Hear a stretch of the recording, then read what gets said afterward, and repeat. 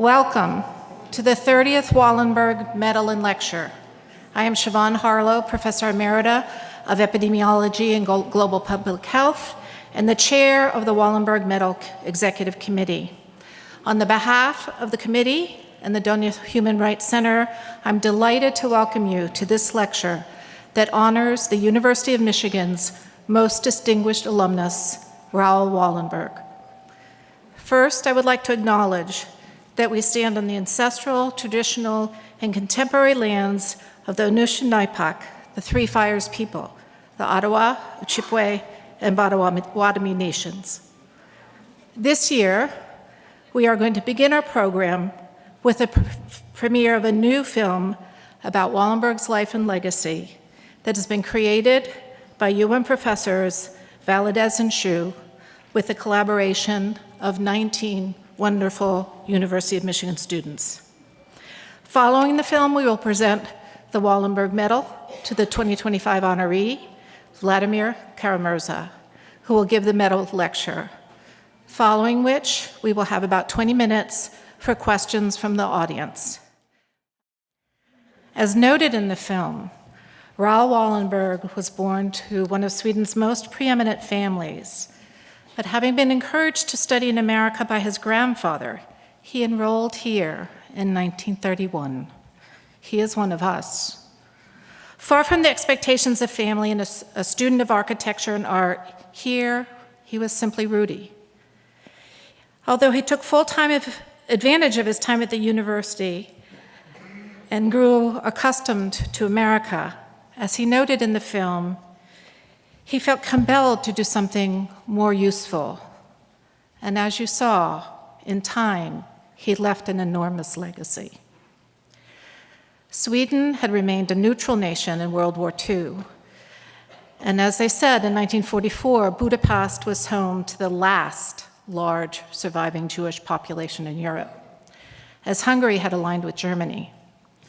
However, as they showed in March 1944, the Nazis entered Budapest, and all the same restrictions of movement, ghettoization, and deportation of the Jewish population began.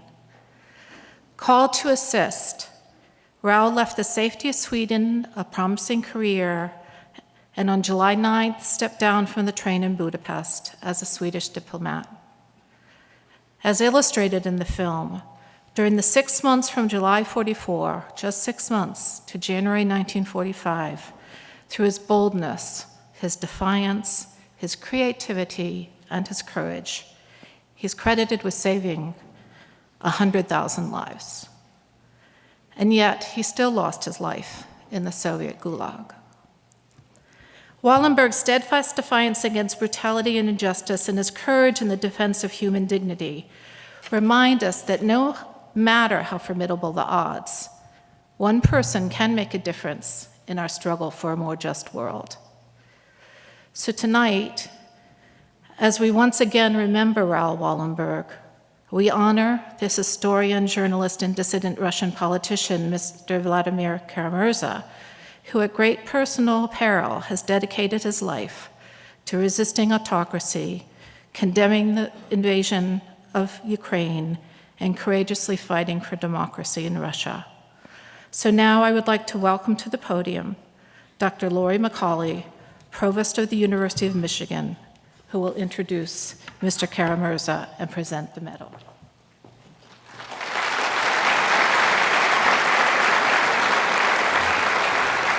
Thank you, Siobhan, for your leadership of this really important legacy event for our campus. Good afternoon, and on behalf of the university, welcome to the 30th Wallenberg Medal and Lecture. I want to first extend warm greetings to members of our Board of Regents, executive officers, and deans who are with us today, to the many generous donors whose support makes this evening possible, to our students, faculty, and staff, and to our members of the broader community who've joined us for this, what I'm sure will be truly inspirational event. Events like these don't happen on their own. They're created through vision and sustained by generosity. I'm so grateful to all of those who have nurtured the Wallenberg legacy here at the University of Michigan. Your continued support ensures that we can honor humanitarians who embody courage, compassion, and an unwavering commitment to human dignity. Thank you all. The Wallenberg Medal is administered by the Danya Human Rights Center, housed within our International Institute. The center serves as a vital hub for the study and practice of human rights at Michigan. At the center, students across our campus engage with human rights through coursework, research, and practical experience, preparing to confront the most pressing humanitarian challenges of our time. We are so fortunate to have this vital unit on our campus. Tonight, we honor Vladimir Kara-Murza with the 30th Wallenberg Medal. His life exemplifies moral courage in the face of tyranny. A historian, journalist, and politician, Vladimir Kara-Murza has dedicated his life to the cause of democracy and human rights in Russia. Working alongside the late opposition leader, Boris Nemtsov, he served as a deputy leader of the People's Freedom Party and became a leading voice for democratic reform. His advocacy for accountability through the Magnitsky sanctions, targeting Russian officials responsible for human rights abuses, made him a target. He was poisoned twice and left in a coma. Investigations by Bellingcat, The Insider, and Der Spiegel identified Russia's Federal Security Service as being responsible for these assassination attempts. In April 2022, Kara-Murza was arrested in Moscow for publicly denouncing the invasion of Ukraine and war crimes committed by Russian forces.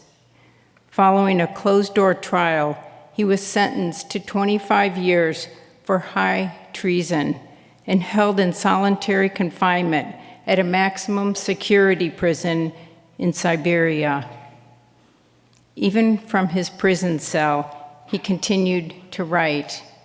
His columns for the Washington Post earned him the 2024 Pulitzer Prize for commentary. In August of last year, after more than 2 years of imprisonment, he was released as part of the largest East-West prisoner exchange since the Cold War, negotiated by the United States and German governments. Like Raoul Wallenberg before him, Vladimir Kara-Murza has risked everything to defend those who cannot defend themselves. Wallenberg, our alumnus from the class of 1935, saved thousands of Hungarian Jews during the Holocaust by issuing protective passports and creating safe houses in Budapest. He confronted Nazi and Hungarian forces with nothing but his conviction that every human life has infinite worth. Kara-Murza shares that conviction and that courage. It is truly my honor to invite him to join me on the stage.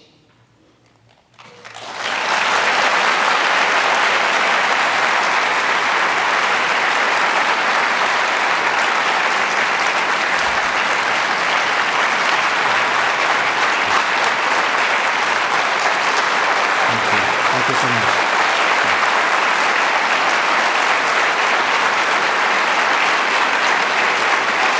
Thank you so much.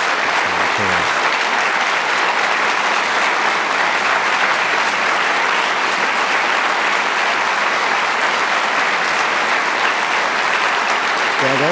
Okay. And now we are proud to present the 30th Wallenberg Lecture by Vladimir Kara-Murza. Thank you. Thank you so much.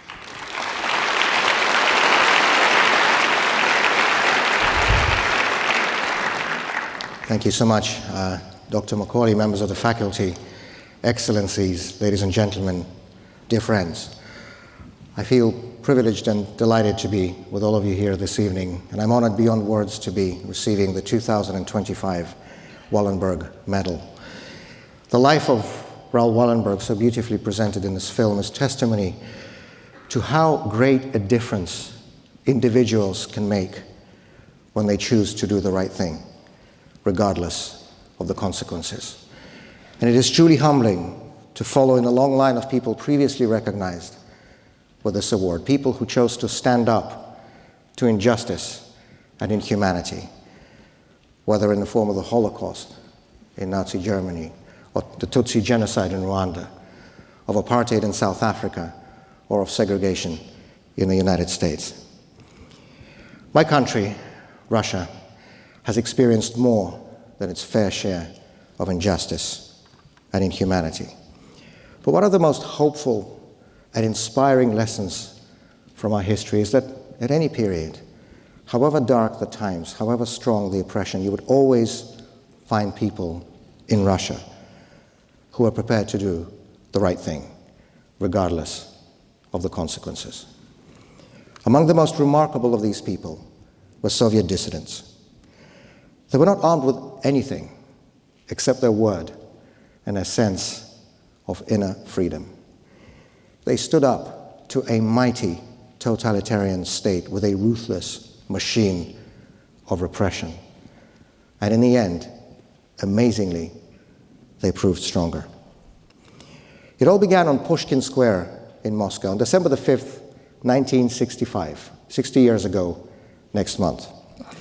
That day was officially marked in the Soviet Union as Constitution Day.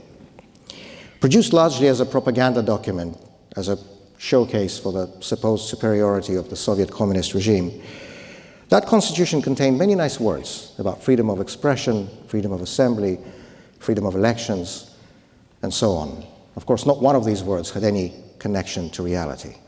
Suffice to say that that constitution was published at the height of Stalin's Great Terror in the 1930s, when the Soviet state was killing, on average, 1,000 of its own citizens every day. And while the scale of the terror had diminished with Stalin's death, the hypocrisy and the unfreedom that were underpinning the Soviet system remained unchanged.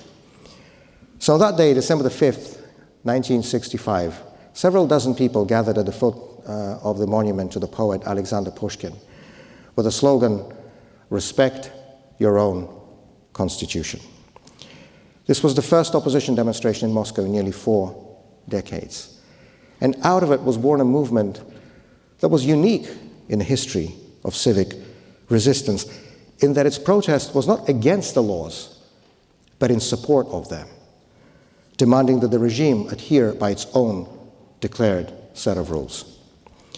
It was a movement that had no structures, no leaders, no hierarchy, a movement where everyone was united by an unspoken but deeply shared bond, a sense of personal responsibility for what was happening around them, and a refusal to become silent accomplices in the crimes committed by the regime. Over the years that followed, the movement grew both in numbers and in determination. As Andrei Amalrik, a historian and a prominent dissident in his own right, once remarked, and I quote, "The dissenters did something brilliantly simple. In an unfree country, they began to behave like free people, thereby changing the moral climate and the country's prevailing tradition," end of quote. Thousands of people all over the Soviet Union lived as if the repression around them did not exist. They published and passed on samizdat, underground publications produced on a typewriter on thin cigarette paper, novels, poetry, political pamphlets, historical chronicles, philosophical essays. They signed public petitions openly with their names and addresses, exposing the hypocrisy, the repression, and the violence of the communist state. And they continued to go out and demonstrate, knowing that those few minutes on the square could cost them years in prisons, in labor camps, or worst of all, in so-called special psychiatric hospitals. Perhaps the most famous of these demonstrations took place in August 1968. That month, the Soviet Union invaded Czechoslovakia to crush the Prague Spring and end attempts at political and economic liberalization in the communist bloc.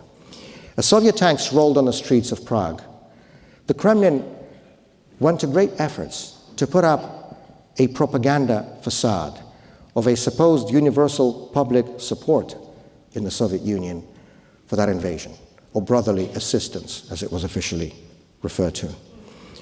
All over the Soviet Union, factories, universities, trade unions, collective farms, academic institutes, professional organizations held public assemblies to pass resolutions of approval. Soviet newspapers reported that support for the invasion was unanimous.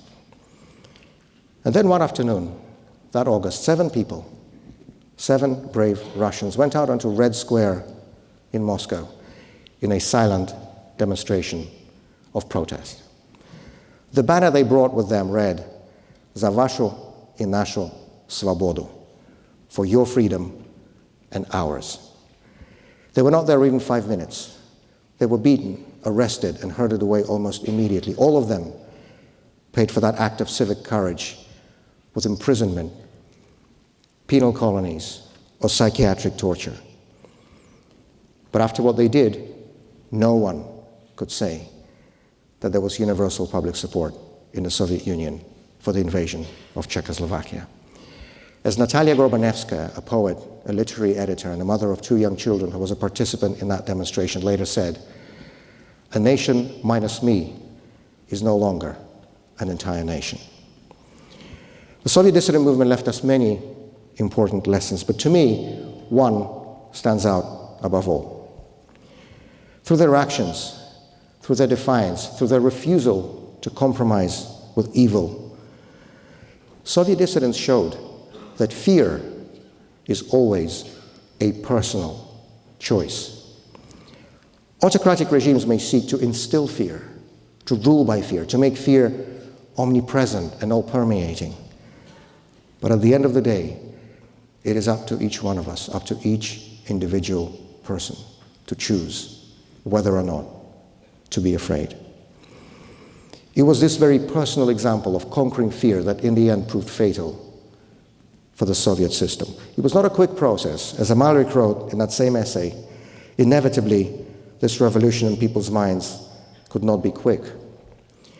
But once that example of personal victory over fear was shown, there was no going back. The moment of truth came in August 1991, when the top leaders of the Communist Party, the Soviet government, and the KGB attempted a coup d'etat to end the experiments with democratization and go back to the bad old ways. The leaders of that coup had everything at their disposal, or at least they appeared to. They had control of the party and government apparatus, an elaborate system of propaganda, the police, the army, and the all-powerful machine of repression that was the Soviet KGB. And of course they had tanks, which they sent to occupy central Moscow. Russian citizens, Muscovites, who refused to accept that coup, were not armed with anything except their dignity and their determination to defend their freedom, just like the dissidents of old. And so they went into the streets, not a handful as in the 1960s, but in the tens and hundreds of thousands, and literally stood in front of the tanks. And then the tanks stopped and turned away. I was 10 years old when the Russian Democratic Revolution happened.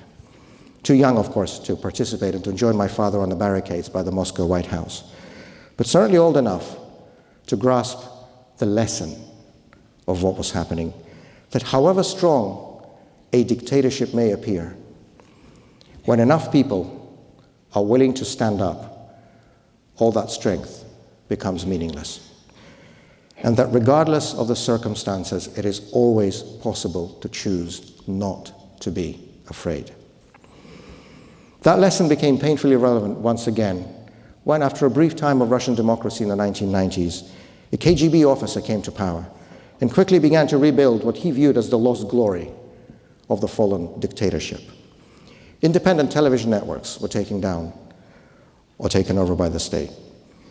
Opposition parties were barred from elections and thrown out of parliament. Peaceful demonstrations were violently dispersed. And once again, speaking out against the government became a criminal offense. Just as in Soviet times, Putin's regime relies on fear to maintain its power. It seeks to instill fear, to rule by fear, to make fear omnipresent and all-permeating. But also, as in Soviet times, there are people in our country who choose to defy it. One of them was Boris Nemtsov, my mentor, my colleague, my closest friend, godfather to my younger daughter. Boris broke all the usual stereotypes about politics. He always said what he believed. He always did what he had promised. And he always chose to do what was right, not what was expedient or easy. A one-time member of parliament, governor, and deputy prime minister, he had emerged as the leading, most effective, most powerful voice in opposition to Putin's system, leading mass demonstrations against election fraud and against the first war in Ukraine, publicizing government corruption, successfully pushing for biting international sanctions against the crooks and human rights abusers in Putin's entourage. He could not be bought. He could not be scared. He could not be pushed out of the country. And so on the evening of February 27th, 2015, Boris Nemtsov was silenced the only way he could be. Gunned down with 5 bullets in the back as he walked home across a bridge in front of the Kremlin. Freedom is when you're not afraid to tell the truth, Boris once said. He was free and unafraid to the very end. Another man who was free and unafraid, and whom I was also privileged to call my mentor, was Vladimir Bukovsky. A writer, a scientist, a dissenter, a long-time prisoner of conscience who spent almost 12 years in the Soviet Gulag before being expelled in a prisoner exchange in the 1970s, one of the legends of the Soviet dissident movement. Many years ago, early in Putin's rule, a group of us in the Russian opposition nominated Vladimir Bukovsky, the Russian Václav Havel, for president of Russia, to present the starkest possible contrast to a KGB-led regime. Of course, he was barred from the ballot. Opposition candidates in Putin's Russia always are. But I'll never forget one rally that we held during that presidential campaign. It was in Moscow's Mayakovsky Square, where many years ago, Soviet dissidents, including Bukovsky, held public readings of poetry banned by the communist regime. On that day, once again, the square was filled with people who chose to remain free in an unfree country. When the rally was over, a woman came up to Bukovsky and asked him, why did he decide to return to Russia and run for president? Did you really hope to change anything? And he responded, no, of course I don't. But I returned because people are starting to be afraid again. And when people are starting to be afraid, you have to come, stand next to them, and say, here I am. I'm not afraid. I felt goosebumps all over my back as I was listening to his words. And I've thought of them often since that day, but they rang especially strong in February 2022, when Vladimir Putin launched his brutal and unprovoked military assault against Ukraine. That same week, he shut down what remained of independent media in Russia and enacted laws that made it a criminal offense not only to speak out against the war, but even to call it one. State media denounced anybody who disagreed with the invasion as traitors and foreign agents. In those days, fear seemed to be everywhere. In the news, on the streets, in the looks of passers-by, in the very air around us. It was a very deliberate strategy by the Kremlin to terrorize Russian society and to make all those who disagreed with the war either leave the country or fall silent. I knew from the first moment that I would do neither of those things. Because even if I was powerless to change anything, even if I could not stop that all-permeating fear, I knew that I at least would not allow it to be permeated through me. I've always believed that politicians must lead by personal example. What right would I have to call on my fellow Russian citizens to stand up to this dictatorship and to call out its murderous war if I didn't do it myself? How could I tell others that they should not be afraid if I was? And so in those 6 weeks between the start of the war and my own arrest, Bukovsky's words were constantly replaying inside my head. When people are starting to be afraid, you have to come and stand next to them and say, here I am, I'm not afraid. As this war drags on in its 4th year, as Putin's rule enters its 2nd quarter of a century, political repression inside Russia continues in an ever-accelerating spiral. It is a sobering fact that today's Russia holds more political prisoners than the whole of the Soviet Union, which is 15 present-day countries put together, did in the mid-1980s. According to Memorial, Russia's most respected human rights organization and the winner of the Nobel Peace Prize, more than 4,500 people are currently held in prisons in Russia on politically motivated charges. And the leading cause of political imprisonment in Russia are continuing protests against the war in Ukraine. These protests take different forms. In the case of Alexei Gorinov, a Moscow municipal councilman, it was calling for a minute of silence at his district council meetings for Ukrainian children killed by Russian bombs. The price for him was 7 years in prison. In the case of Maria Ponomarenko, a journalist from Siberia, he was posting on social media about the deliberate targeting of civilians by the Russian army in Ukraine. The price for her was 6 years in prison. In the case of Arseny Turbin, he was printing out makeshift leaflets criticizing Vladimir Putin and the war in Ukraine and placing them in the mailboxes of his neighbors' apartments. Arseny is Russia's youngest known political prisoner. He was 15 years old when he was arrested and 16 when he was sentenced to 5 years in prison. And the grim list goes on. More names than will be ever possible to mention. As I said at the beginning, I am honored beyond words to be receiving the Wallenberg Medal. But I accept it not only for myself, but on behalf of all political prisoners in Russia, my fellow citizens who had the conscience to distinguish right from wrong and who had the courage to say it out loud.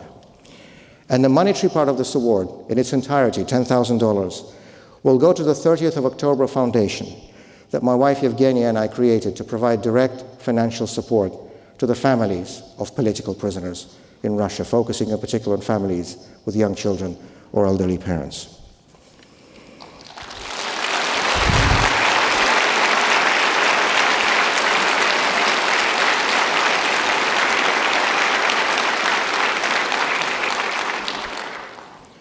Today's Russia is a very dark place.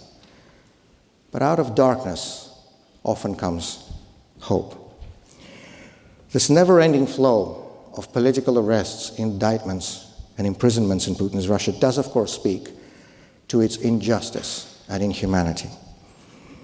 But it also shows how many people there are in Russia who are not willing to look the other way and become silent accomplices in the crimes committed by Putin's regime. People who are prepared to do the right thing, regardless of the circumstances.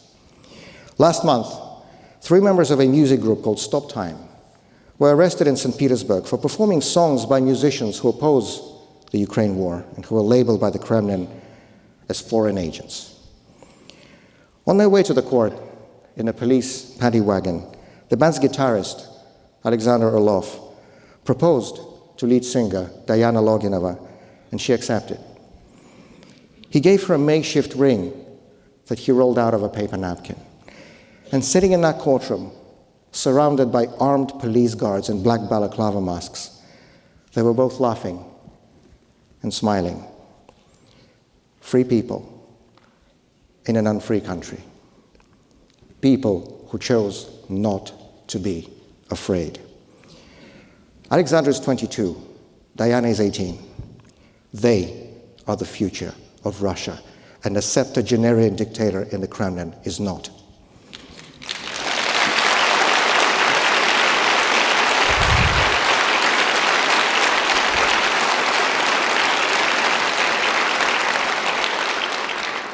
So even amid this current darkness, looking at these kids, I'm filled with hope and optimism about the future of my country.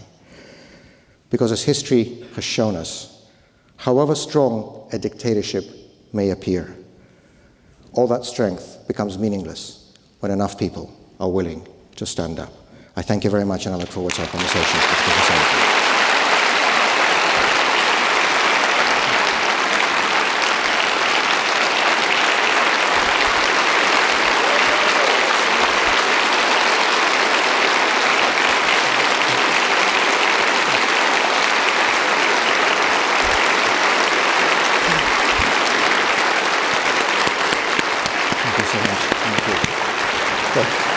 Thank you.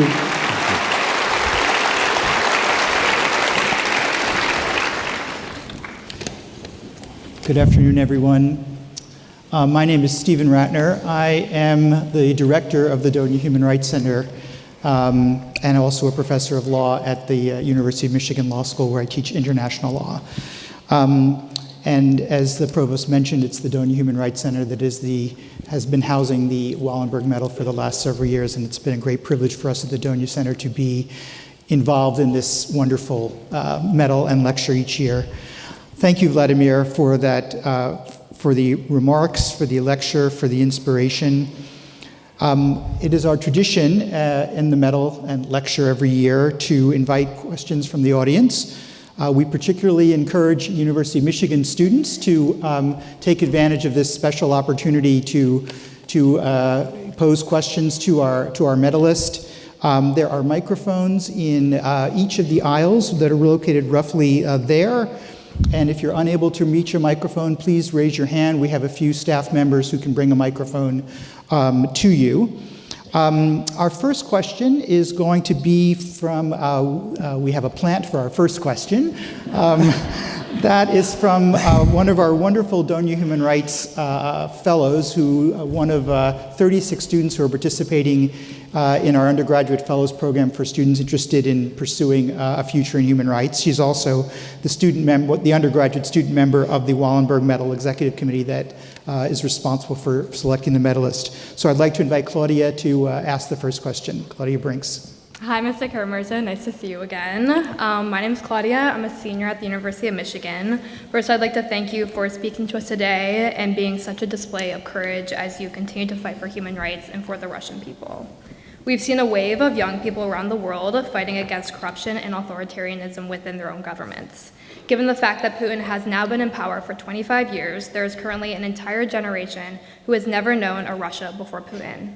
How have you seen young people mobilize and fight against the regime inside Russia, and how important is it for these young people to continue to engage in this fight, even when they have never lived in a country free from Putin's rule? Thank you so much. Thank you for this question. And I sometimes have to remind myself that somebody from your generation in Russia, they have no other memories except for Vladimir Putin, because he's been in power for so long. We have 3 kids, the oldest one is 19, so their generation, this is the only reality they've ever known, the only reality they've ever existed in. And so, some people may think that this is actually sort of the brainwashed, the corrupted generation, right? Because they've been sort of shaped by this dictatorship. But it is one of the biggest sources of hope to me to see so many young people in Russia who never knew anything except Putin, but who instinctively know that this is wrong and that things should not be like this, and they're not going to be okay with this, and they will be coming out and speaking out against this, regardless of the cost. And, you know, as I said a few minutes ago, sometimes hope comes out of the darkest tragedy. And one such moment was last year, in February of 2024. I was still in prison in Omsk in Siberia, and I heard from the radio that Alexei Navalny had been murdered in his prison cell in an Arctic penal colony. Of course, they didn't say murdered, they said he quote-unquote died because it's a Russian state radio. But I had no doubts from the first moment. And then a few days later, my lawyer came to visit me, and he confirmed the news. But he also said, "You'll never believe what I just saw." He said, on the way here to see you in prison, he said, "I drove past Main Square in Omsk, where there's a monument to the victims of Soviet-era political repression. You know, those are the monuments that had been installed back in the early 1990s. And he said, literally in just a couple of days, there was a mountain of flowers that appeared around that monument as a tribute to Alexei Navalny. And on the day that his funeral took place in Moscow, the church where the funeral service was held was, of course, totally cordoned off by police, and nobody except the closest family members were allowed to go in. But on the streets and squares around that church, there were tens of thousands of people, mostly young people, mostly your generation, you know, high schoolers, university students, who came out not only to pay their respects, but also to state their civic position. And it was, I couldn't see or hear any of this, but my lawyer told me again on his visit, and he just showed me some of these printouts from social media, and it was so amazing to see these images of tens of thousands of young people filling all the streets, you know, around that church. And many of these people were saying goodbye to their families that morning because they did not know whether or not they'd return home in the evening, right? Because you had police agents and FSB operatives with video cameras, and every name was taken down, every face was recorded, and yet people still felt the need to go. And it was amazing to, again, I couldn't see or hear, but to know of the fact that tens of thousands of people, young people, were chanting, "No to war, Russia without Putin, and Russia will be free," on the streets of Moscow in the year 2024. So when people ask me why and how can I be optimistic about the future of Russia, I'm optimistic because I see the generation of our kids. I see the young generation. You know, when I see these musicians that I just referenced, since they were arrested 2 weeks ago, not a day has gone by without another demonstration or protest or an impromptu musical concert all around Russia of other young musicians who are now coming out in the street to sing the songs now in solidarity with them. And of course they are arrested, but then somebody else comes the next day and somebody else comes the day after. They will not be able to arrest everybody. And when I look at these kids, at your generation in Russia, I really am filled with hope and optimism about the future of my country because they are the future. Thank you very much. Okay, we can move to the microphones. Is there, go ahead. Okay. Yeah, go ahead. If you please introduce yourself and state your affiliation, and please. Hi, I'm Ethan Sage. I'm a Russian language major here at U of M. I'm a third-year student. And I've been seeing like this very real fragility in democracy, especially, I mean, in America, obviously. And I'm curious about like the future of democracy. We're talking about democracy in Russia.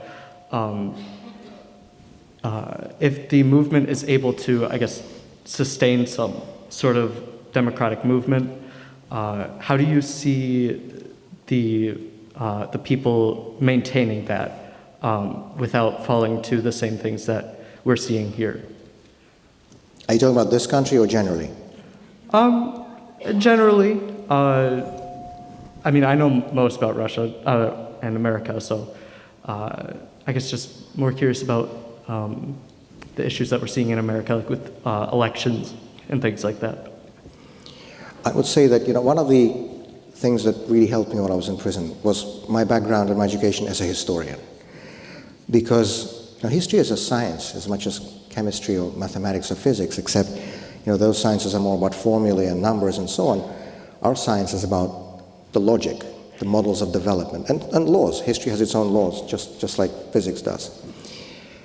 And I think one of the benefits of being a historian is that we can take a step back and look at longer periods of time, not at the news cycle, not at a month or a year or a decade even, but at longer time spans. And if you do that, there's absolutely no doubt that the trends are in a direction of democracy, are in a direction of justice, are in a direction of freedom. That proverbial arc may not bend as fast or as straightforwardly as we'd like, but the direction is unmistakable. There's this very well-known American human rights organization called Freedom House, based in Washington, D.C., that for the past 50 years or more has been presenting this annual index of freedom or unfreedom in the world. And they publish these maps where they mark countries by color, according to whether they're free or not free, and the not free countries are marked with purple. So if you looked at the map of Europe 40 years ago, this was within my lifetime. This is nothing by historical standards. This is like yesterday morning. If you looked at the Freedom House map of Europe, you would see half of Europe painted purple as not free. Half of Europe was living under some kinds of dictatorships, autocracies, authoritarian regimes, and so on. If you fast forward and look at the map of Europe today, you'll only see 2 unfree countries left. That's Russia and Belarus.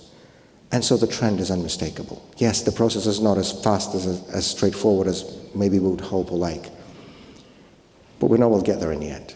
And, I'm optimistic about democracy not only in my own country, but, in all countries, because I think as human history has proven beyond any reasonable doubt, this is the best form of government of any known to humanity. And I have absolutely no doubt that the future belongs to democracy. For all the bumps on the road and for all the difficulties we may face, that's what the future is. And no dictators, no Putin, no Xi, no Maduro, nobody will ever be able to stop that. Okay, thank you. Let's take a question over from this side. If you could just identify yourself and your affiliation. Hi, thank you so much for all that you do and for speaking with us today. My name is Anya Raman. I'm a sophomore undergraduate hoping to study history and philosophy, politics, and economics.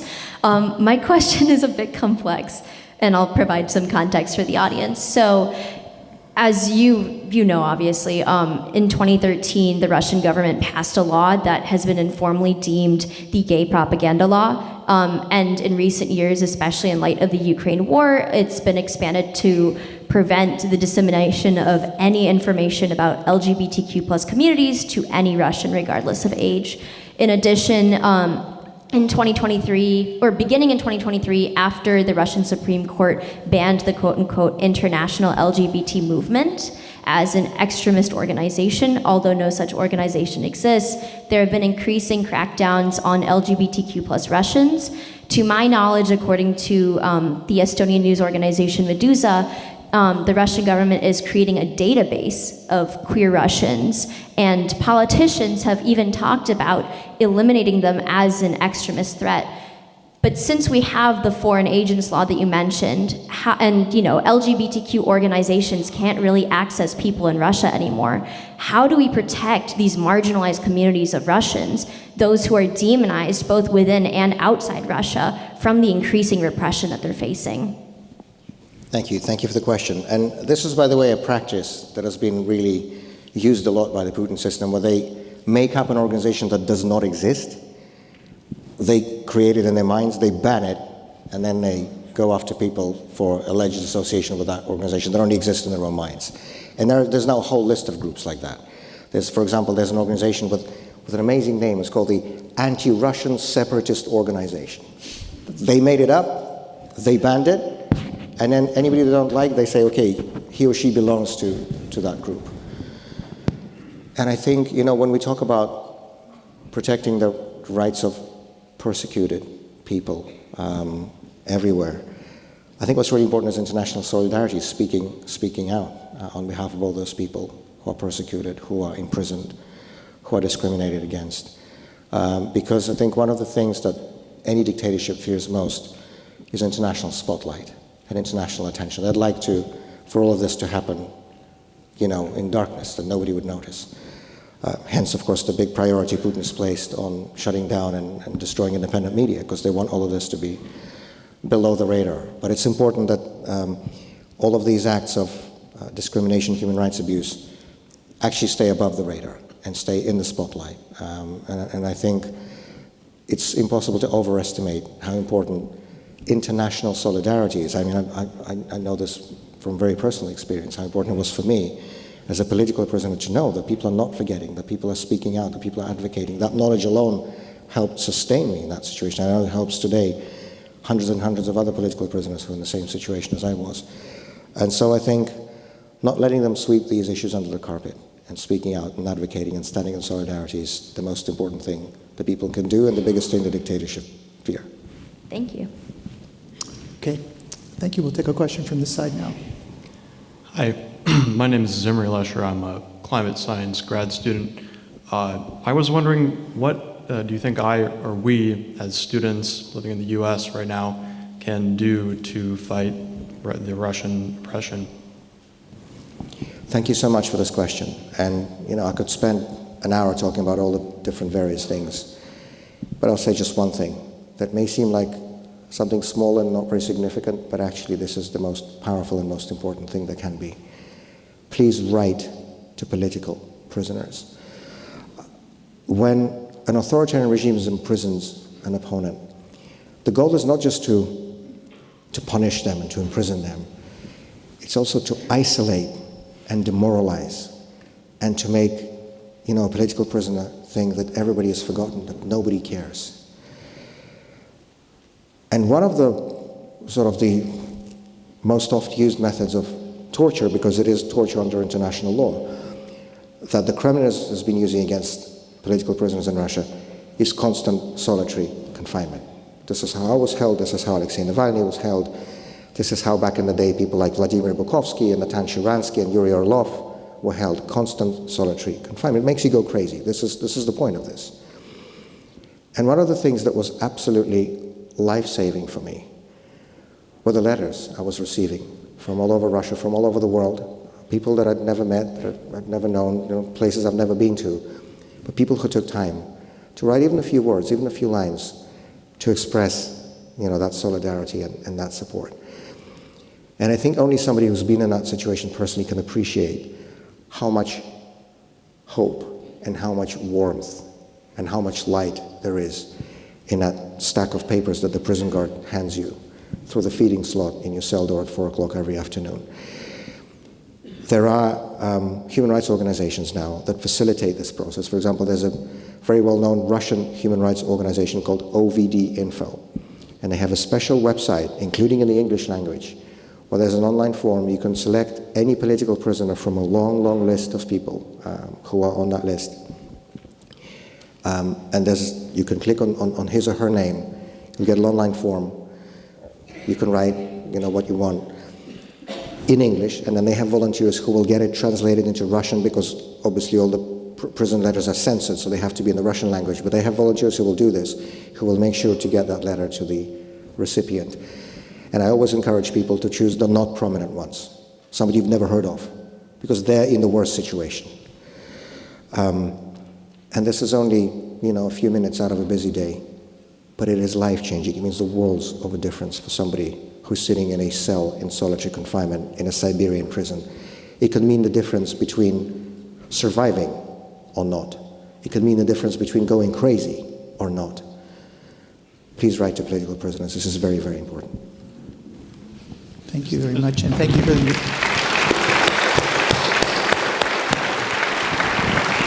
And thank you in particular for the information about how we can access the website to get the information of where they are and who they are.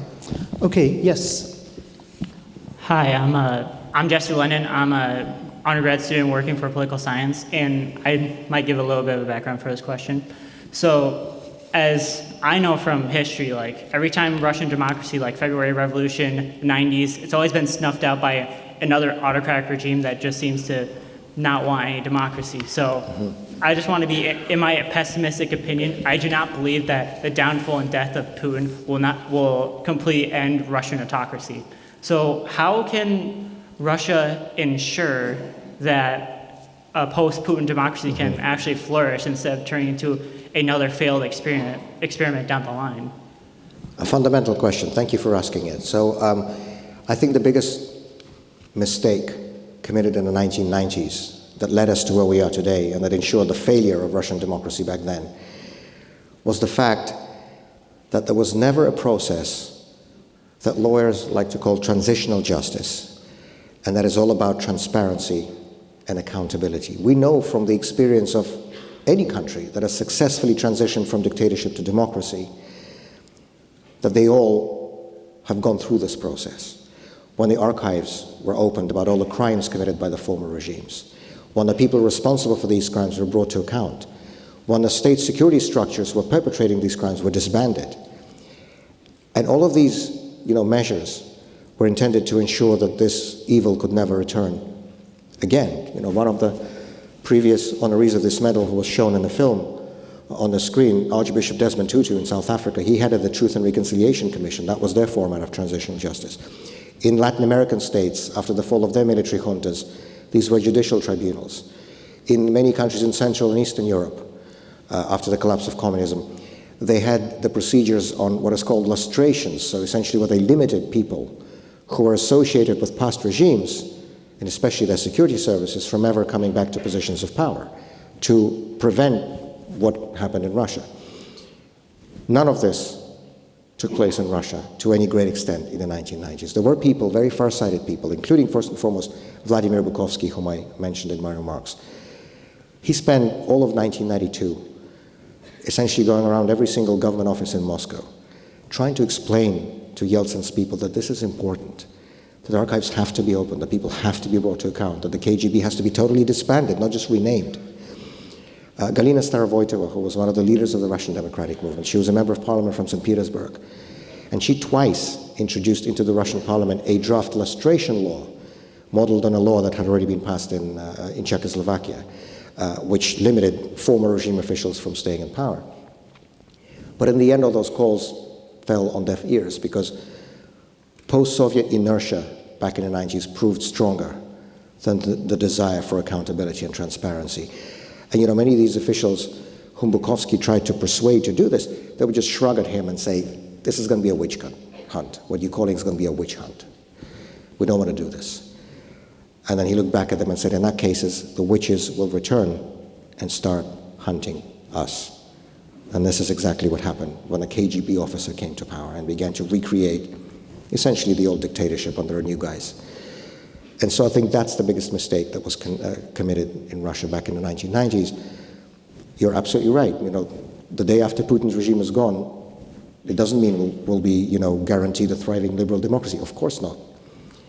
But after the Putin regime is gone, what there will be is a window of opportunity for change, for democratic change. And there will be another window of opportunity to get things right. And we know from history, first of all, that these windows of opportunity open up very swiftly and suddenly in our country. Right? Both the communist regime and the Tsarist regime before it fell in 3 days, literally speaking, and nobody saw it coming. So we know it will come suddenly, and we also know that it will be very brief. These historic windows of opportunity are, by definition, very small and very brief. The real window of opportunity in the early 90s perhaps was closed by late 92, maybe early 93. This was when, the mistake had already been made. And so I think one of the most important things that we as the Russian democratic movement can be doing now is to actually be preparing for that day after Putin, to make sure we have all the roadmaps, all the plans, all the necessary provisions ready to go forward, to go ahead when that time comes. Because we owe it not just to ourselves, frankly, we owe it to the world. Because we know the consequence of the failure of Russian democracy in the 90s. We're living through it today. The largest military conflict in Europe since World War II. This is what Putin's regime has caused. Because the one very clear linkage when it comes to Russia is the linkage between internal repression and external aggression. Whenever a government in our country does not respect the rights and freedoms of its own people, it is not going to respect the borders of other countries. It is not going to abide by the civilized norms of international behavior abroad. So for as long as Russia has an autocratic, repressive, authoritarian regime, that regime is always going to remain a menace, not just to our own people, but to other countries too. And so the only true way to guarantee peace and security, not just for Ukraine, but for Europe as a whole, the only true way to get to that Europe whole, free and at peace that we all want to see, is with a democratic Russia. That is the goal, and it is that goal towards which we should be preparing now. Thank you for your question.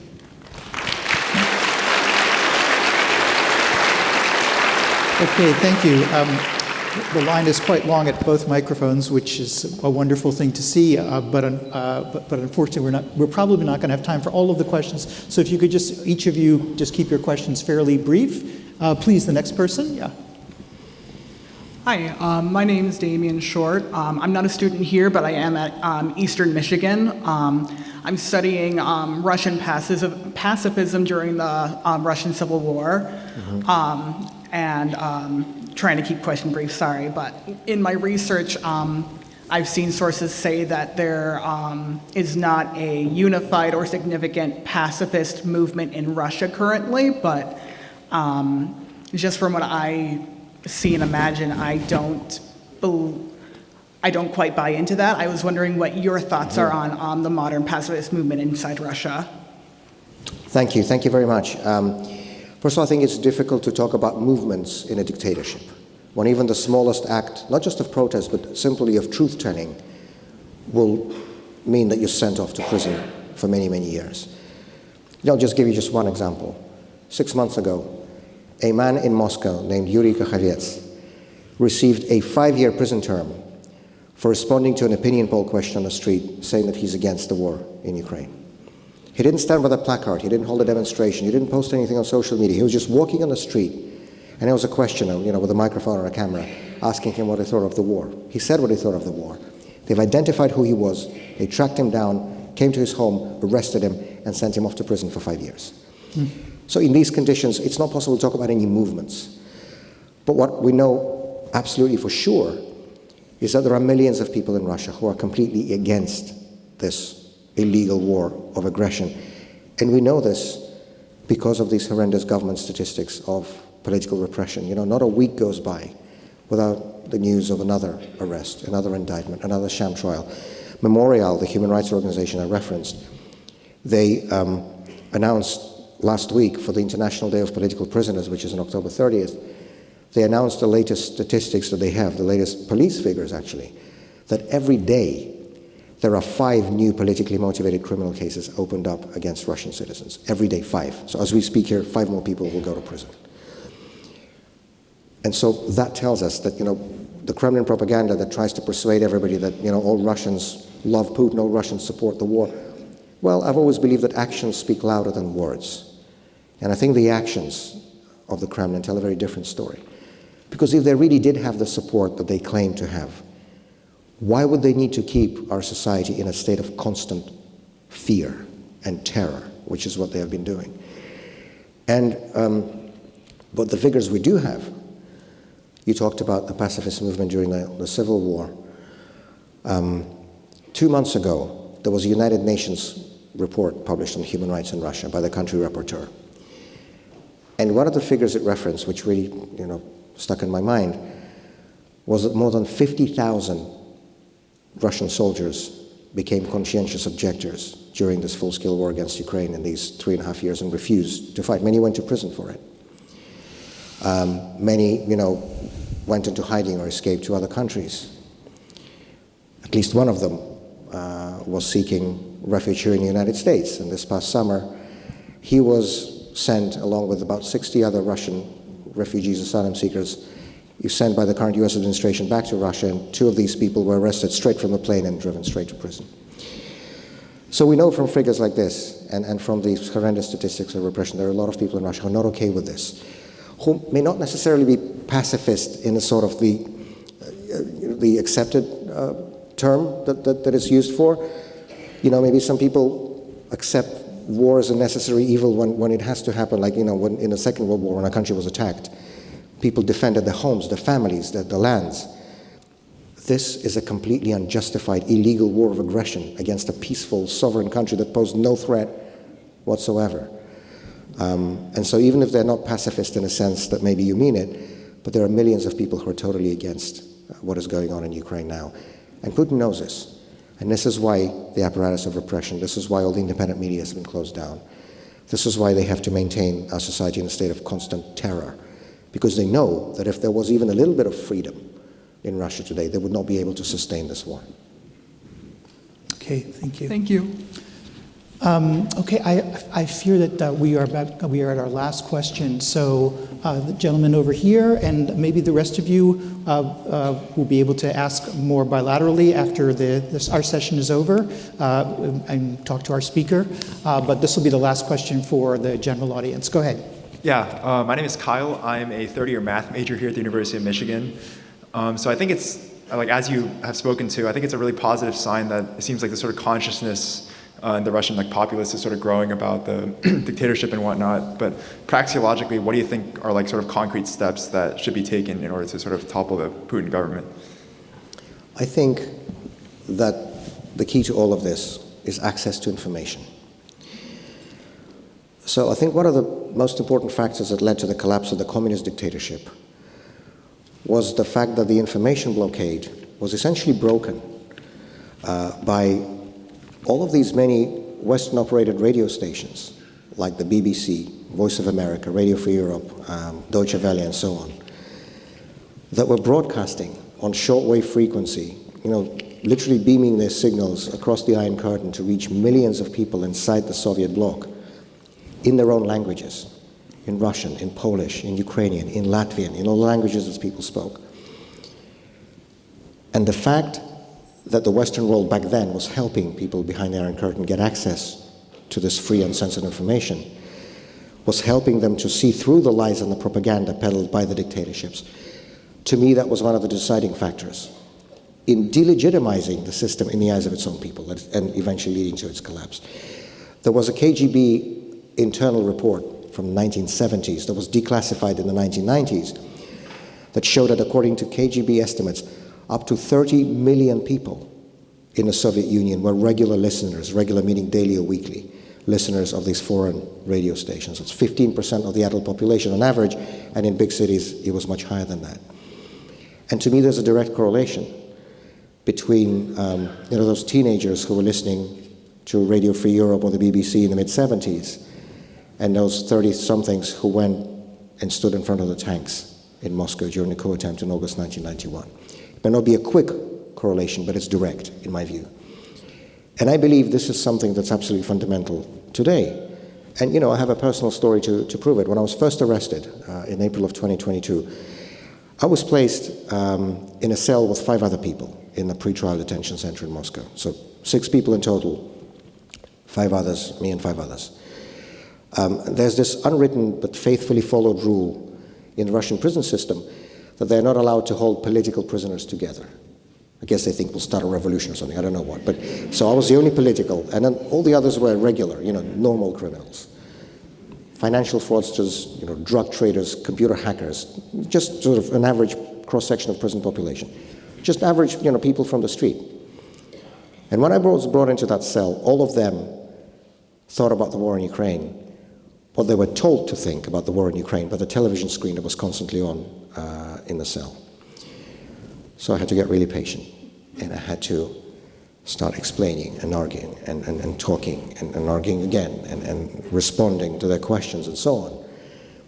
After about 3 or 4 weeks, everybody in that cell thought the same of that war as I do. Not because I said anything genius or brilliant, I didn't. I just gave people the facts. And at the end of the day, most people in Russia, just like most people in any other country on this earth, are normal people. Every normal person would prefer peace to war. Every normal person would be horrified at the thought of hospitals and schools being bombed and children being killed and residential areas being wiped from the face of the earth. The problem is, however shocking this may be to people living in a democratic country in the 21st century, a large part of the Russian population is not even aware that this is all happening.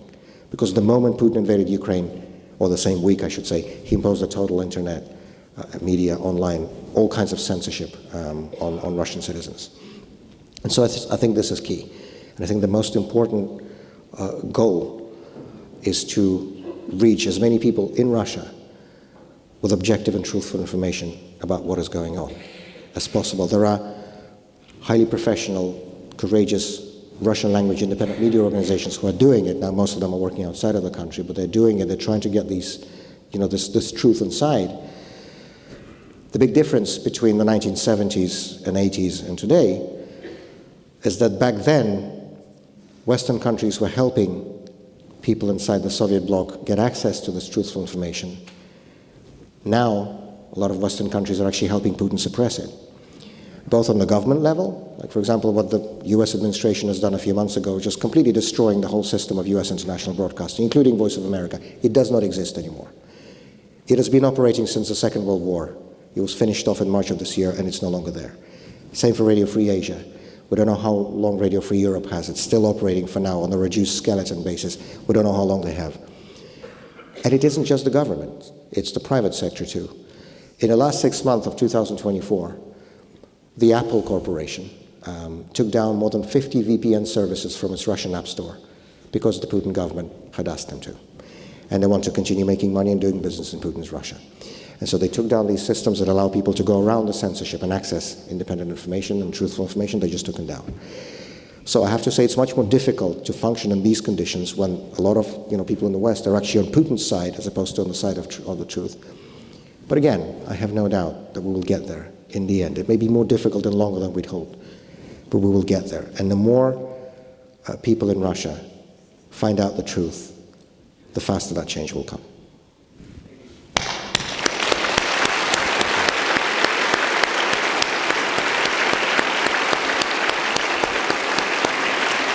Thank you so much, Steve. Thank you.